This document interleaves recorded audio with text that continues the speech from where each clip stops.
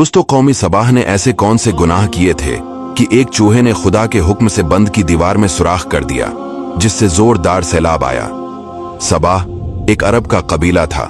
इस आबादी की आबू हवा और जमीन इतनी साफ और इस कदर लतीफ और पाकीज़ा थी कि इसमें मच्छर न मक्खी न सांप। मौसम नहायत न गर्मी न सर्दी। यहाँ के बागात में कसीर फलाते थे कि जब कोई शख्स सर पर टोकरा लिए गुजरता तो बगैर हाथ लगाए किस्म किस्म के फलों से इसको टोकरा भर जाता था। गरज ये कौम बड़ी खुशहाली में अमन और सुकून और आराम चैन से जिंदगी बसर करती थी, मगर नामतों की कसरत और खुशहाली ने इस कौम को सरकश बना दिया। अल्लाह ताला ने इस कौम को यके बाद दीगर 13 नबियों को भेजा, जो इस कौम को खुदा की नामतें याद दिला दिला कर अज़ाब इलाही से डराते रहे, मगर इन सरकशों ने खुदा के नबियों को जुठला दिया।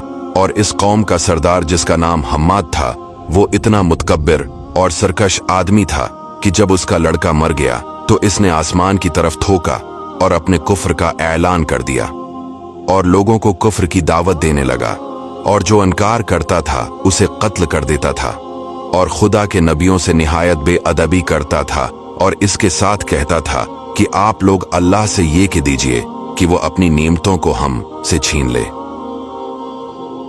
जब हम्माद और इसकी कौम का तुग़यान बहुत ज्यादा बढ़ गया तो अल्लाह ताला ने इस पर सैलाब का अजाब भेजा।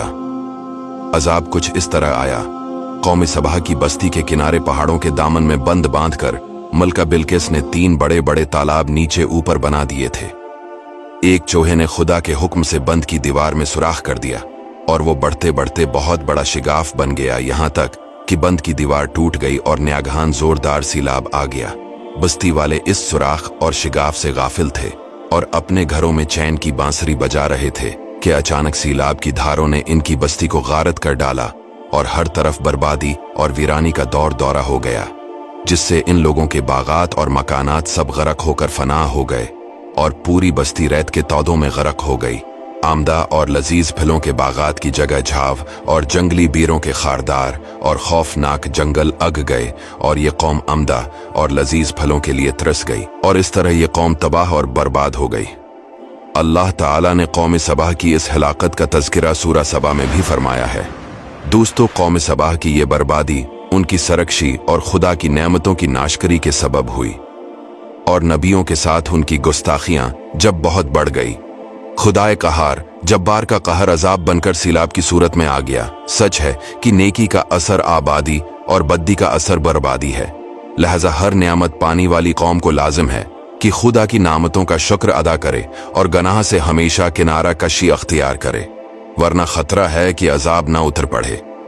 दोस्तों, वीडियो को शेयर जरूर कीजिएगा।